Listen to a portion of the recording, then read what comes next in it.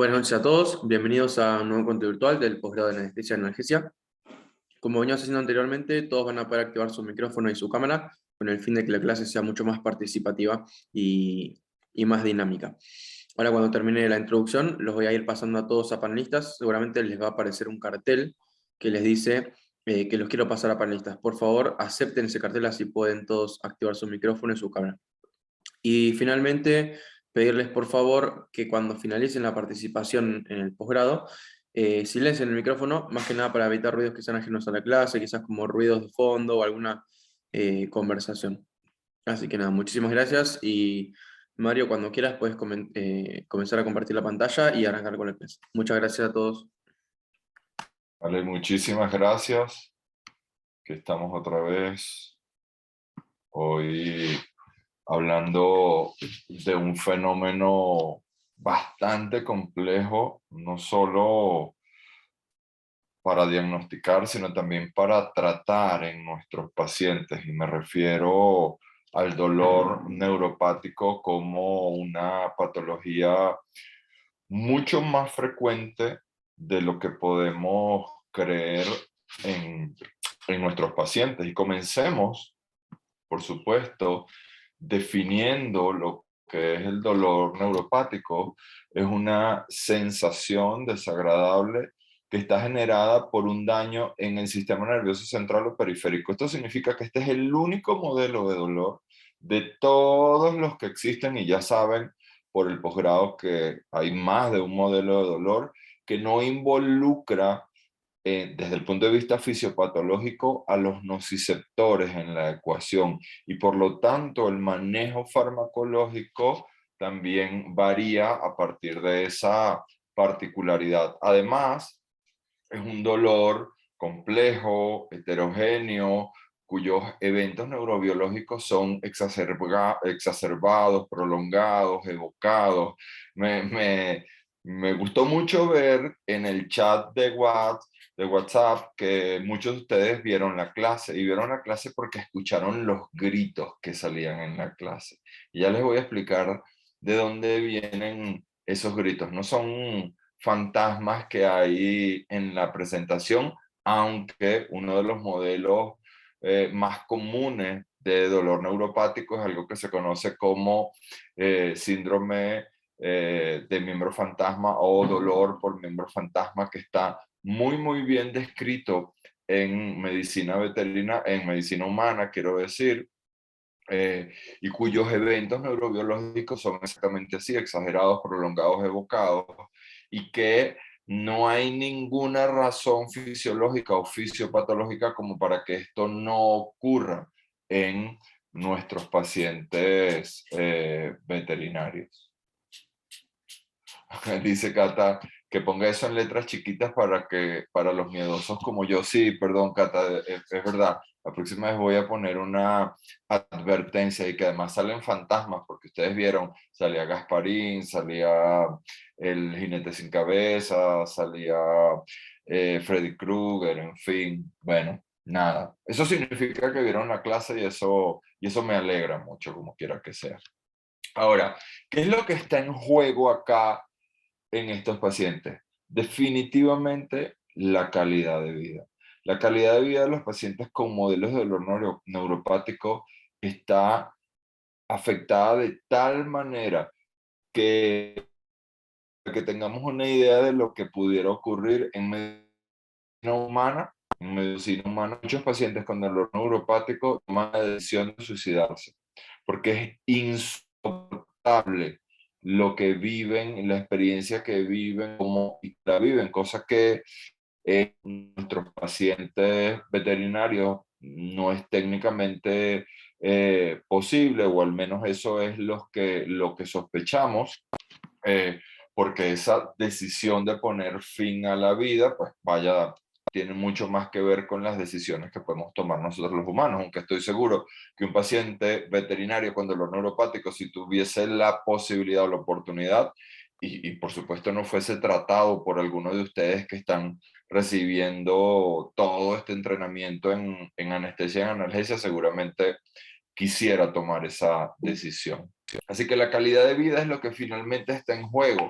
Y una de los componentes más importantes que nosotros debemos considerar es esa relación que hay entre la calidad de vida y los modelos de dolor crónico. Todos los modelos de dolor crónico, pero especialmente este modelo de dolor crónico, donde además juega un rol fundamental el tema del estrés y el tema del sistema inmune, del cual vamos a hablar un poquito al final, cómo se afecta el sistema inmune de los pacientes con modelos de dolor neuropático y cómo hoy en día podemos contar con algunas herramientas farmacológicas para ayudar a mejorar ese funcionamiento del sistema inmune de los pacientes con modelos de dolor neuropático. Lo cierto es que todos estos pacientes cuya calidad de vida definitivamente está totalmente comprometida por estos modelos de dolor,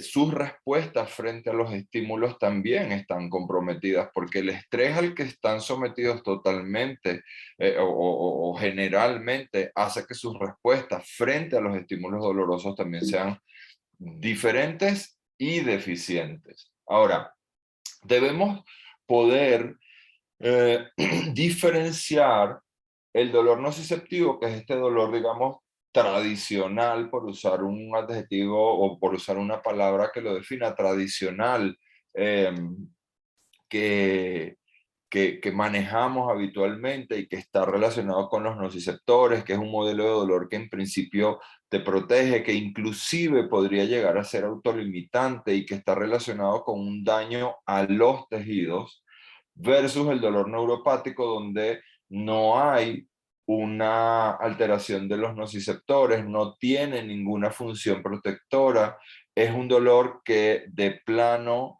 se va a hacer crónico, es decir, se va a perpetuar en el tiempo y no está relacionado con ningún daño tisular, sino con un daño directo al sistema nervioso central o periférico. Así que esas son las grandes diferencias fisiopatológicas entre estos dos modelos de dolor y que podemos tener algunas condiciones que podemos asociar a este dolor neuropático, algunas condiciones de origen periférico, otras condiciones de origen central. Por ejemplo, y fijémonos especialmente en estas que están resaltadas en color rojo porque son bastante típicas en nuestro trabajo.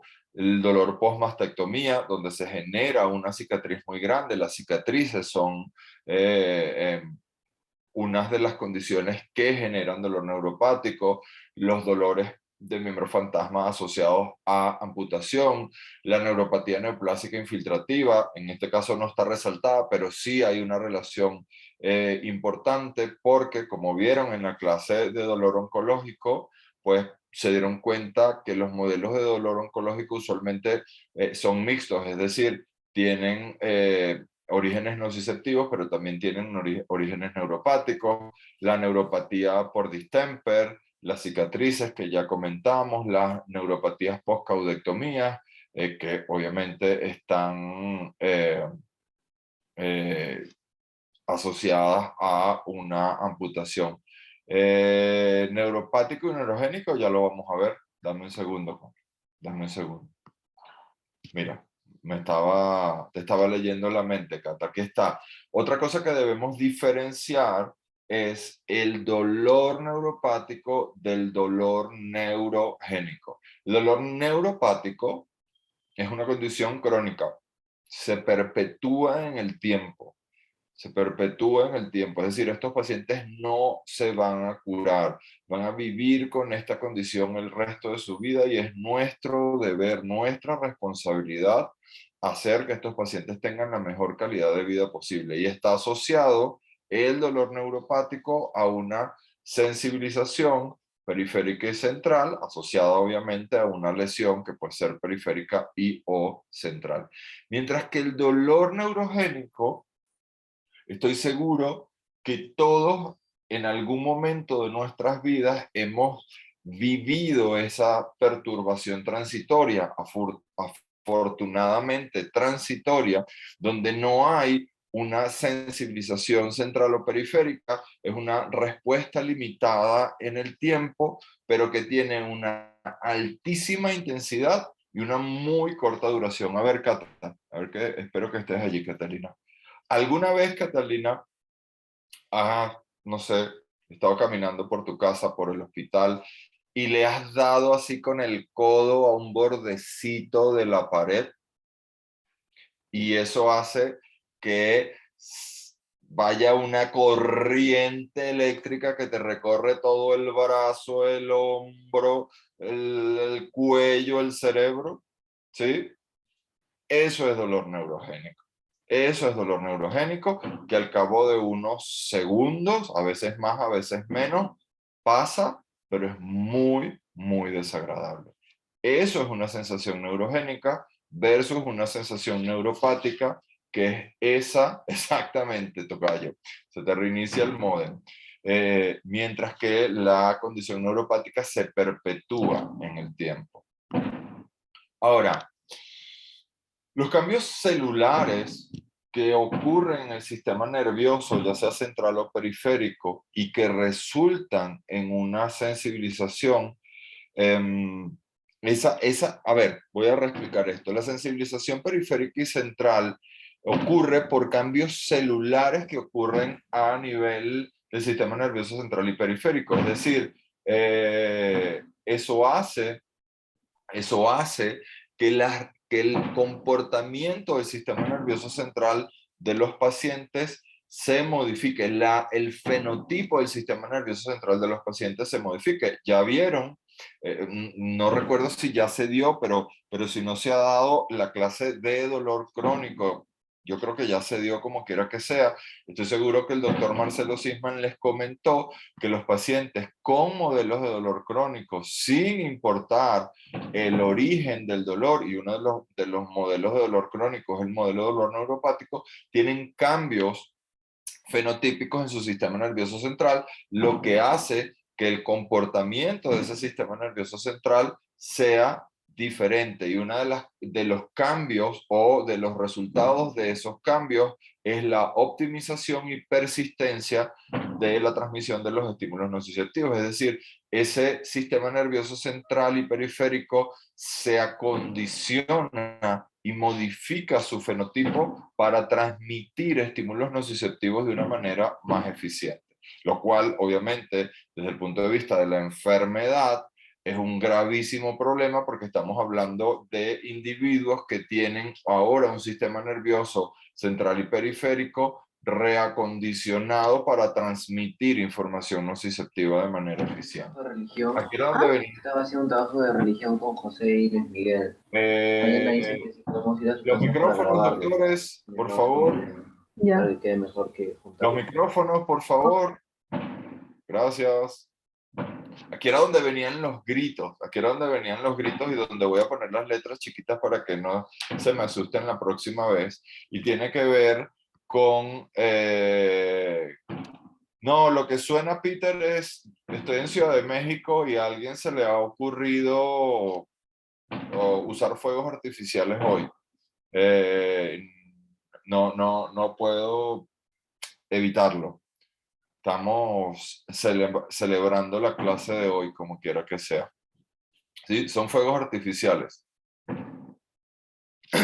La sensibilización periférica que ocurre entonces en estos pacientes con modelos de dolor neuropático, pues obviamente requieren de la presencia de una lesión periférica que activan canales iónicos que aumentan en número y cambian de localización, lo que optimiza la manera como se transmite la información, disminuye el umbral de despolarización, es decir, se despolarizan mucho más rápido, lo que provoca actividades espontáneas y ectópicas. Y aquí era donde venían los gritos, aquí era lo que ocurría, que un paciente con una lesión que provoca dolor neuropático puede estar tranquilo, puede estar relajado, y de repente, literalmente, hay una activación o una actividad de su sistema nervioso central que le provoca literalmente gritar a las 3 de la mañana, en el cine, en el trabajo, donde quiera que sea. Esa lesión periférica también libera factor de crecimiento neuronal en la lesión. Recuerden que hoy en día tenemos herramientas farmacológicas que modifican la activación y participación del factor de crecimiento neuronal en los modelos de dolor. Si bien no hay estudios desarrollados para esto, sería interesante considerar utilizar estas herramientas farmacológicas en pacientes con modelos de dolor neuropático. Obviamente, en el caso de que el modelo de dolor neuropático está asociado a una lesión periférica, como podría ser en todo caso un paciente amputado. Y finalmente, lo que termina de ocurrir en esta sensibilización periférica por dolor neuropático es como causalgia por el sistema nervioso autónomo simpático y el central sensorial, y ese fenómeno causalgia, que se conoce también como síndrome de dolor regional complejo en medicina humana. Es decir, los pacientes humanos que tienen modelos de dolor neuropático lo describen como si una parte de su cuerpo se estuviese quemando. Y eso definitivamente puede ocurrir y ocurre en nuestros pacientes, solo que ellos no nos lo pueden decir con palabras. ¿Y cuáles son las características clínicas de esta sensibilización periférica? Hiperalgesia primaria, disestesia, parestesia y ese dolor quemante continuo que se conoce como causal.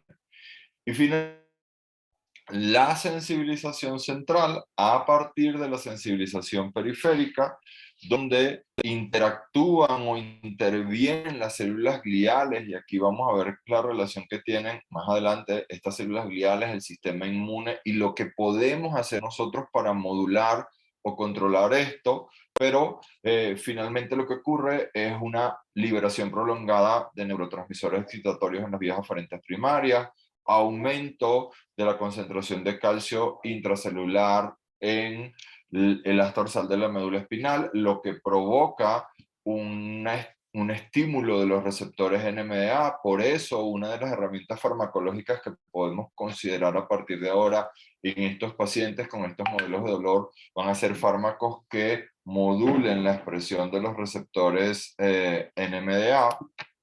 Hay una disminución del umbral excitatorio y lo que provoca estados de hiperexcitabilidad, propagación de esta hiperexcitabilidad a otros segmentos medulares. Esto es lo que se conoce como wind-up o sumación. Y finalmente, lo que no queremos que ocurra y que ocurre en todos los modelos de dolor mal adaptado o modelos de dolor crónico, esa reorganización neuronal de las células del asta dorsal, lo que genera y provoca cambios importantes en nuestros pacientes. Ese fenómeno de wind-up o sumación, que es el que está asociado a prácticamente todos los modelos de dolor crónico, pero que en este modelo de dolor neuropático es fundamental porque es el que provoca estas respuestas ectópicas, estas respuestas exageradas, inesperadas en los pacientes, se debe a un aumento de la excitabilidad y sensibilidad en la médula espinal en diferentes secciones o porciones de la médula espinal. Esta wind-up o sumación está relacionado su control farmacológico con los receptores NMDA y con fármacos que modulen o regulen la expresión de esos receptores NMDA. Como a nosotros acá nos gusta interactuar, ¿conocen algún fármaco que pueda regular la expresión de los receptores NMDA? Ketamina 1, ¿algún otro? Algo que no tengamos que inyectar. Amantadina, bien, Nicole. Bien. Perfecto.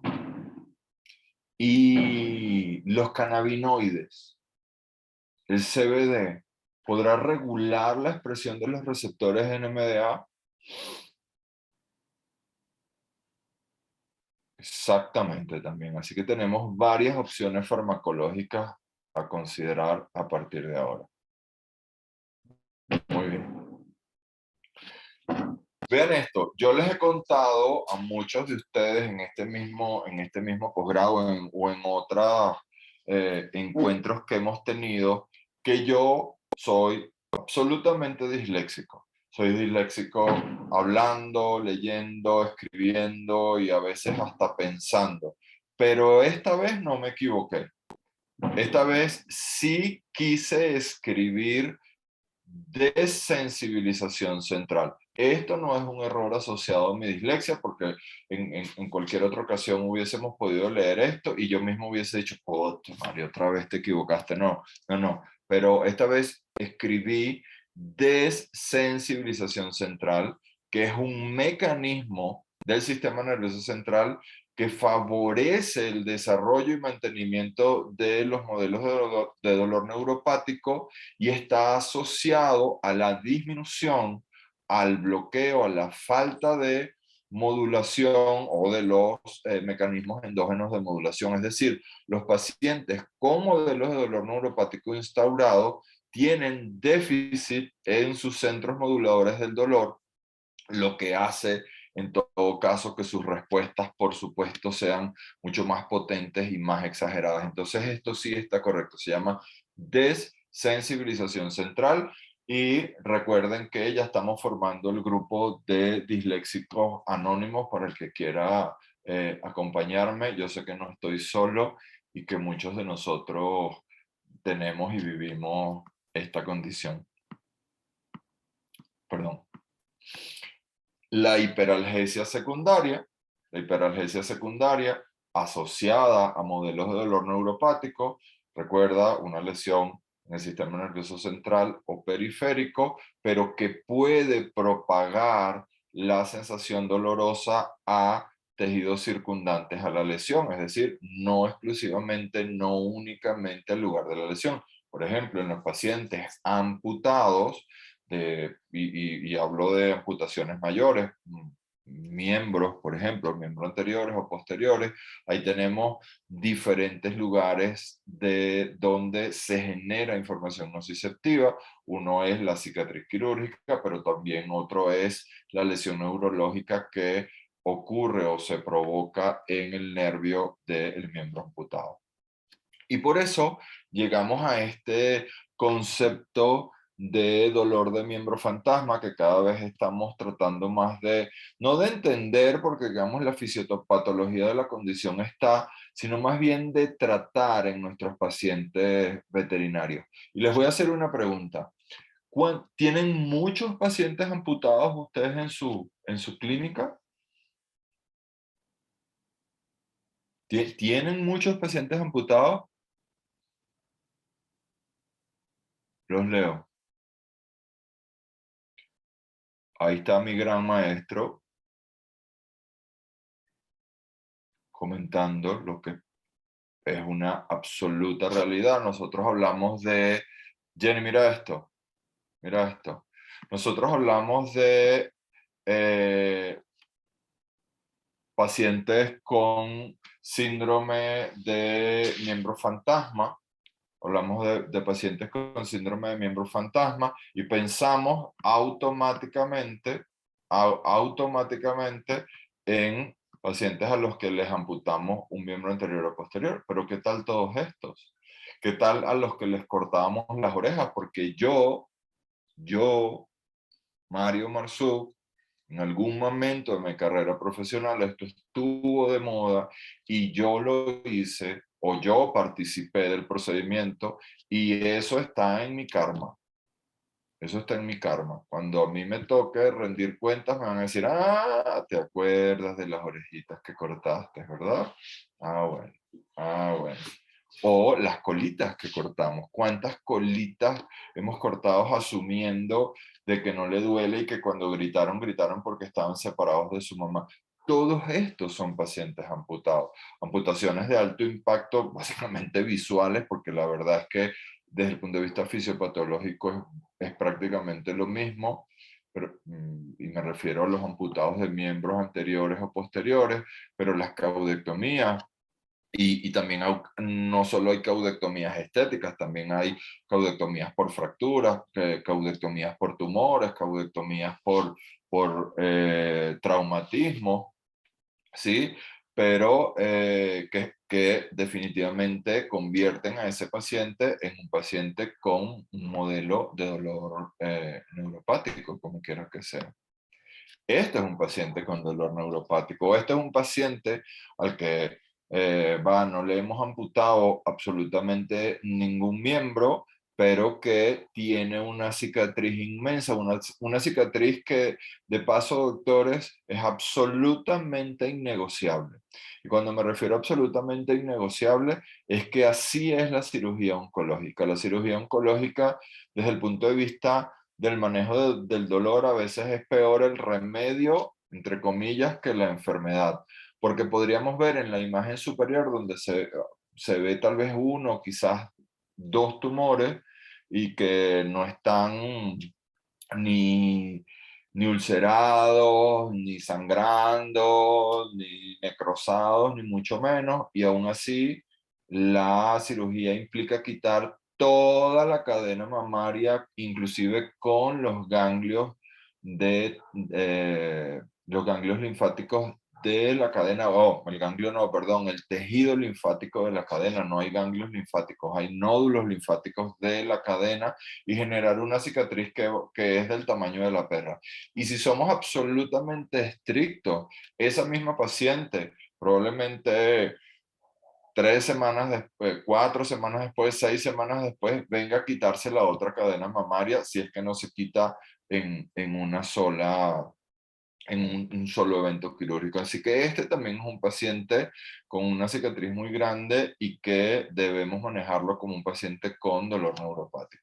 Así que aquí viene el gran reto diagnóstico de los pacientes con dolor neuropático. En esta imagen obviamente es claro quién es el dolor neuropático. Es el luchador de sumo que está de rodillas con su, no sé cómo se llama, traje negro, y el flaquito, chiquitito, en calzones blancos que está volteando y sonriendo, ese soy yo, tratando de diagnosticar a un paciente con dolor neuropático. Y mi sonrisa tiene que ver con el hecho que, aunque el monstruo cree que no lo voy a poder hacer, hoy en día contamos con algunas herramientas que yo les quiero compartir.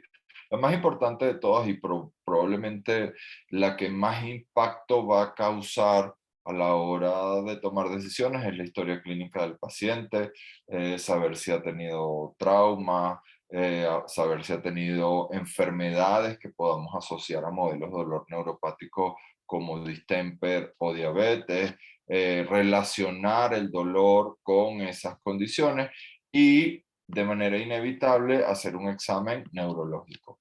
Y si bien no somos neurólogos, perdón, ni pretendemos serlos, ni mucho menos, sí hay algunas pruebas neurológicas que hacemos en pacientes que sospechamos están teniendo un modelo de dolor neuropático. Estas son las pruebas que hacemos, las hacemos exactamente en este orden, no saltamos el orden, porque saltar el orden implicaría tener respuestas diferentes, obviamente asociado a la historia clínica, y que les voy a mostrar en este caso con un paciente real, que tiene o tuvo en su momento una historia de haber tenido una cirugía de columna de la cual se recuperó satisfactoriamente, pero al cabo de un año, en el lugar donde fue el abordaje quirúrgico, el paciente comenzó a tener sensaciones desagradables que provocaban cambios y que empeoraban su calidad de vida. ¿Sí? Así que tenemos el signo que buscamos, qué es lo que pretendemos hacer y cómo lo vamos a hacer. El primer signo se llama alodinia mecánica dinámica, es decir, alodinia en movimiento.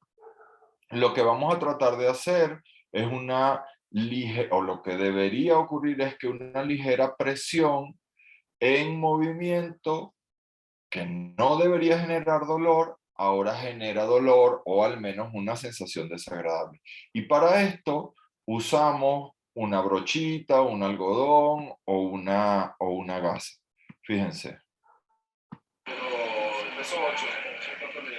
Ahí está. La lesión de este paciente fue sobre la columna toracolumbar y vean cómo simplemente acariciando con una gasa el paciente comienza a tener sensaciones de disconfort. La segunda prueba se llama alodinia mecánica estática. Ahora lo que voy a tratar de probar es que una ligera ya no en movimiento, sino estática, debería ser indolora, ahora podría generar una respuesta dolorosa y la prueba consiste en una presión gentil con tus manos sobre la piel donde ya por historia clínica tienes identificada la lesión. Oh, perdón. Aquí va. Ahí me estoy yendo un poco lejos de la lesión. Y aquí, vean esto, doctores. Vean qué interesante. A mí me encanta dar esta clase y mostrar literalmente estos videos porque porque cometí muchos errores haciéndolo y por supuesto no quiero que ustedes los cometan. A ver, voy a volver a pasar el video. Yo sé que aquí está el doctor, mi tocayo, el doctor Mario Casasola, que ha visto esto antes. Tocayo, por favor, no digas nada. A ver, voy a volver a poner el video y quiero que me digan dónde está el error. Ojo, no tiene que ver con hacer una presión gentil alejado del lugar de la lesión. ¿Lo vieron? Y la respuesta del paciente, por supuesto. A ver. Una vez más. Una última vez. Vamos, como CSI veterinarios. CSI veterinarios, vean. Acaricio, acaricio, lesión gentil. Esto no es, esto va, no tienes por qué hacerlo, no tienes por qué alejarte tanto del lugar de la lesión. Ahí está el error. ¿Lo vieron? Y vean la respuesta del paciente. No, Joana, la cola no, la cola va, no tiene, no solo la mano derecha, Nicole, sino los golpecitos que le doy con la mano derecha y vean la respuesta del paciente, vean lo que pasa con el paciente cuando le doy los golpecitos con mi otra mano. Ese es el error. Ahí yo provoqué una excitación y tuve que detener la grabación en todo caso, esperar un rato y poder volver a grabar más adelante porque yo había provocado un aumento de la excitabilidad. Entonces no hagan eso, no den esos golpecitos, solamente hagan la prueba. Va, siguiente prueba. El signo que busco es hiperalgesia. Y lo que voy a ver o a tratar de ver es que un estímulo ligeramente doloroso, en este caso genera una sensación mucho mayor. Sí, ya puedes decir, tocayo, ¿cómo se llama? Doctor Mario Casasola dice, ¿ya puedes decir cómo se llama? Sí, ya puedes decir cómo se llama. Y lo que voy a hacer, o la prueba consiste en utilizar una aguja Roma. Yo sé que existen, pero yo nunca he tenido, sé que están en algunos martillos de neurología, pero como yo soy un neurólogo, no tengo una aguja Roma. Así que lo que yo utilicé fue un hisopo por el otro extremo, donde no está la motita de algodón, Y lo que hago, fíjense en las respuestas como van aumentando, vean. Y especialmente del lado derecho del paciente, donde tiene un aumento mayor de la sensibilidad. Y ahí obviamente están sosteniendo al paciente, pero vean cómo al final ya quiere como que, bueno, ya déjame en paz, por favor.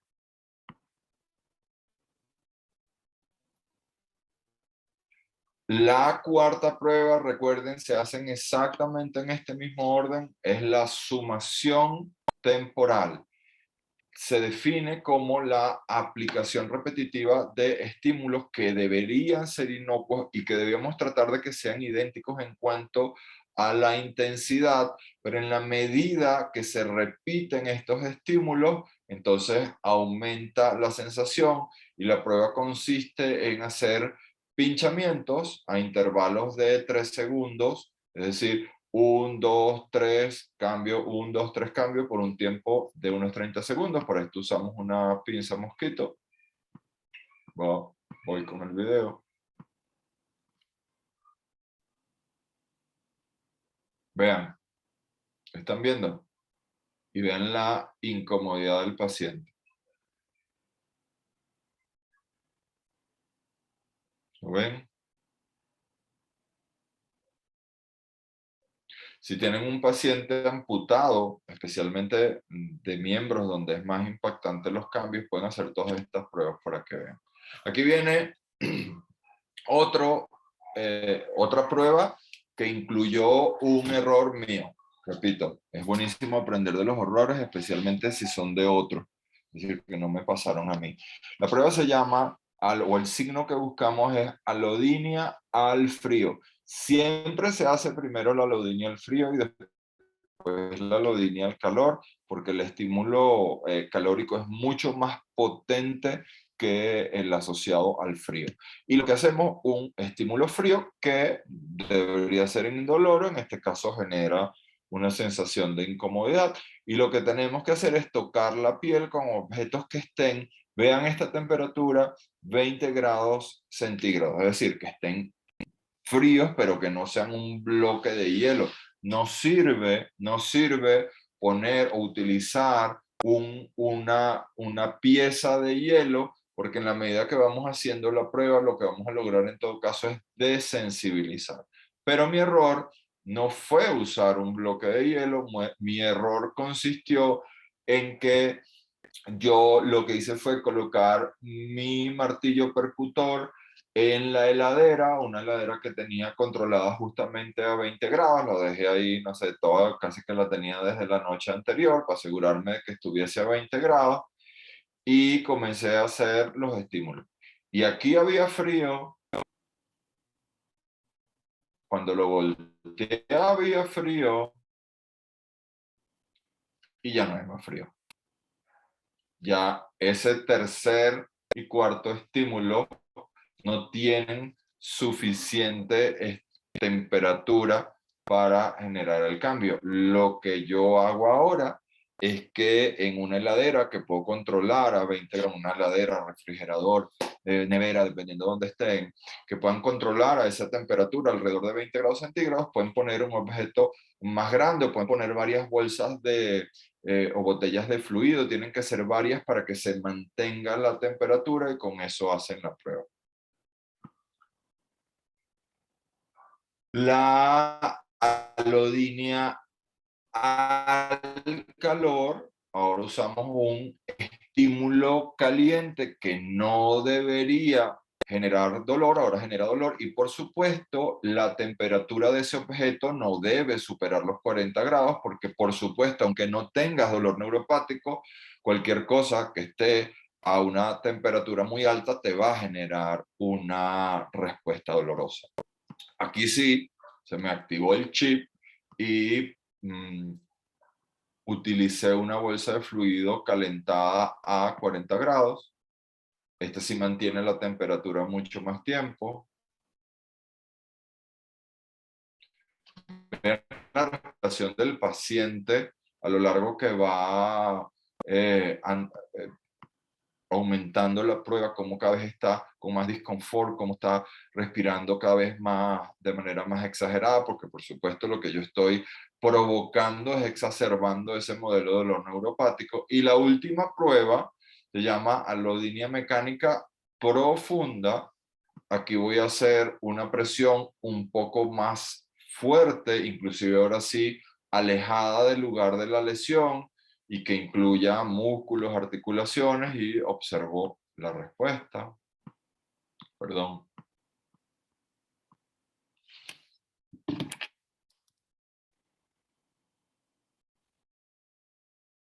Ven.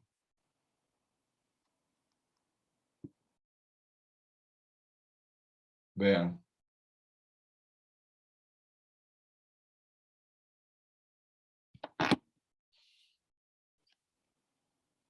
Pues esas son las pruebas que usamos para diagnosticar de manera clínica modelos de dolor neuropático en pacientes con historia de traumas que pueden generar dolor neuropático. Algo que está asociado al síndrome de miembro fantasma es otra condición que surge en paralelo, y son los modelos de dolor DOMA, dolor osteomioarticular o de osteoartritis, ya que comparten mecanismos fisiopatológicos básicamente de sensibilización central, periférica, hiperalgesia y alodinia, y además vean lo que pasa con los pacientes amputados. Están compensando mecánicamente su peso, y la articulación del miembro que sí, que todavía tienen, obviamente está soportando un peso mayor. La biomecánica de este paciente, de estos pacientes cambia, y estos pacientes al cabo, y va a depender obviamente de la raza, de la edad, etcétera, de estos factores predisponentes, pero desarrollan modelos de dolor osteoartrítico en los otros miembros de una manera más acelerada que pacientes que tienen sus 4 miembros. ¿Qué opciones terapéuticas hay hoy en día para estos pacientes con modelos de dolor neuropático? Existe desde el año 2006 algo que se conoce como el algoritmo de Gilron. Este algoritmo de Gilron sugiere la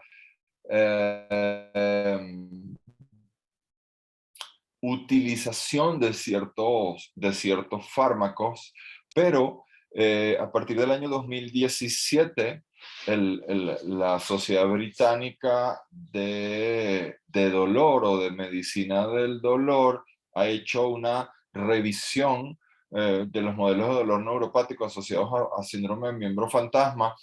Esta es una revisión asociada a síndrome de miembro fantasma, pero que desde el punto de vista farmacológico funciona exactamente igual en pacientes que tienen, por ejemplo, cicatrices extensas asociadas a cirugía oncológica, por ejemplo, que es un modelo de dolor neuropático clásico, o pacientes con neuropatías diabéticas, o pacientes con neuropatías por distemper. Pero en este caso de la Sociedad Británica de Medicina del Dolor, ellos sugieren la combinación de anticonvulsivantes como gabapentina o pregabalina, la combinación de opioides, porque hay una evidencia que sugiere que los opioides ayudan a reorganizar la corteza cerebral de los pacientes con modelos de dolor neuropático, y por supuesto los antagonistas NMDA, para que no haya una sobreexpresión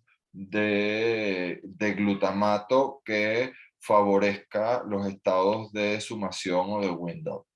Pero el algoritmo de Gilron, que es este que está acá, además de los gabapentinoides, en este caso los que podríamos considerar anticonvulsivantes, y los opioidérgicos monoaminérgicos, como inclusive podría ser el tramadol o el tapentadol, no por su efecto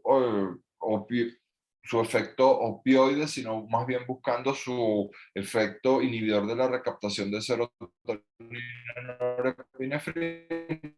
Pero a eso podemos sumarle antidepresivos tricíclicos como amitriptilina o otros inhibidores de la recaptación de serotonina como la doxuletina o la ventaflaxina. Y la idea es generar terapias combinadas que mejoren la calidad de vida de estos pacientes. Aquí tienen la tabla con las dosis que vieron en la clase. Espero que no solamente hayan visto y escuchado los gritos, sino que también hayan podido ver la tabla de dosis. Aquí no me voy a detener mucho porque me interesa es esto, el rol del sistema inmune en los modelos del dolor neuropático y especialmente el rol de los receptores TRPV1. Recuerden los TRPV1, los receptores de potencial transitorio, estos que tanto hemos hablado durante el posgrado y que se expresan especialmente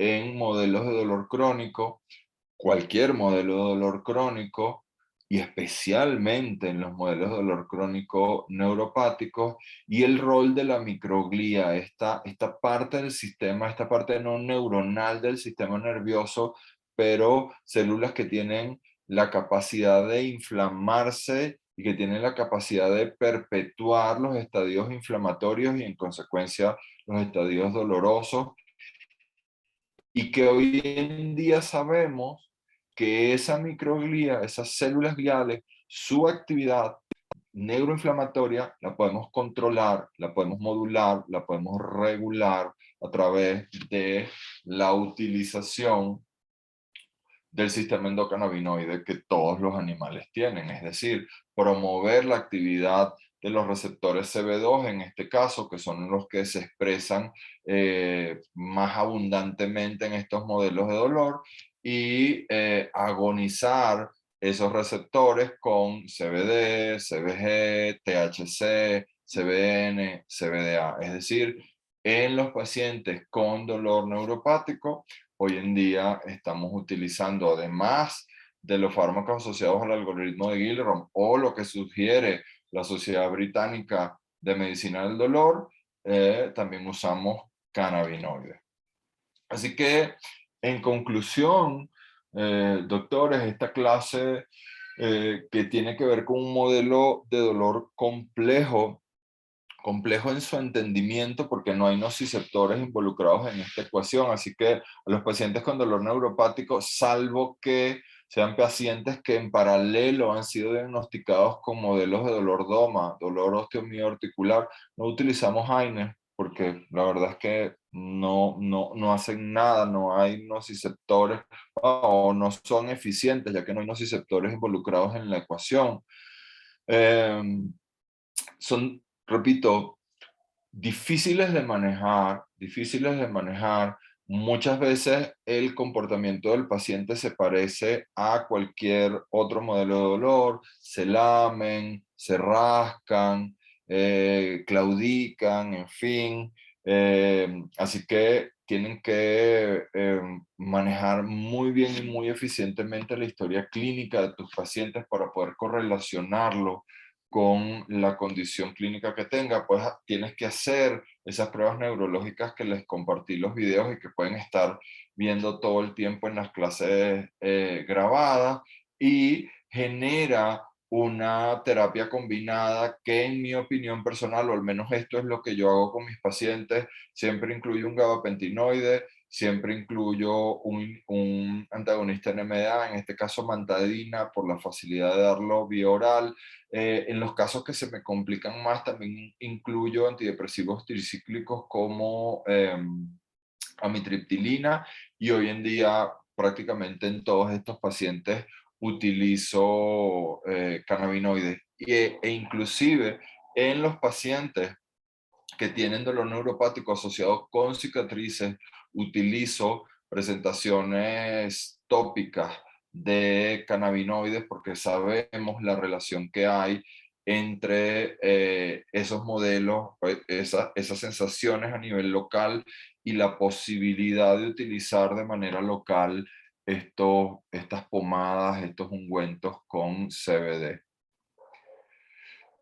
Pues, Cata, yo no sé si es bendito o no, lo que sí es bendito, sin duda alguna, y me encanta tu comentario, por supuesto que sí, pero lo que sí es bendito es lo que sabemos hoy en día de este fármaco, que sin ser ni la panacea, ni como decimos en Venezuela, la última Coca-Cola del desierto, ni mucho menos, pero sí es un fármaco que nos ha permitido sumar a los diseños analgésicos de diferentes patologías, porque ahora estamos ocupando receptores que antes ni siquiera estábamos considerando.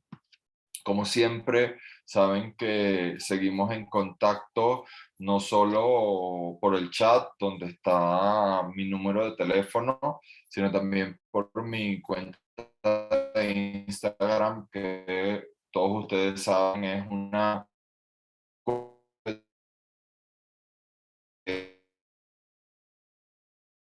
ideas, emociones, chismes, todas estas cosas que nos encantan a los veterinarios y que siempre tratamos de sumar, siempre tratamos de hacer sinergia, como se llama mi servicio de medicina del dolor, para ser mejores veterinarios y por supuesto y sin duda alguna mejores personas. Sí, por supuesto, sobre todo el chisme, tocayo, pero bueno, tú y yo no, yo no soy así. No, mentira, somos igualitos, nos parecemos en el nombre y muchas cosas más. Doctores, espero haber podido aclarar un poco alguna duda que hayan tenido o por lo menos haberles abierto la mente a este mundo de los pacientes con modelos de dolor neuropático. Sé que estamos generando mucha información muy rápido todo el tiempo, pero recuerden que seguimos conectados y que como siempre la interacción es la nueva educación. Mientras sigamos conectados, sigamos preguntando, sigamos teniendo estas interacciones maravillosas que ocurren en el chat, vamos a poder sumar a nuestra formación, a nuestro entendimiento de lo que es la nueva medicina veterinaria. Muchísimas gracias por su tiempo, por sus ganas. Vayan a descansar, especialmente los que están hasta el sur, que ya es bien tarde. Nicole, Marco, mi tocayo, pues muchísimas gracias y seguimos conectados, seguimos sumando, seguimos sumando. Que estén muy bien, descansen y vamos por todo, porque si no, ¿a qué vamos? Hasta luego, buenas noches.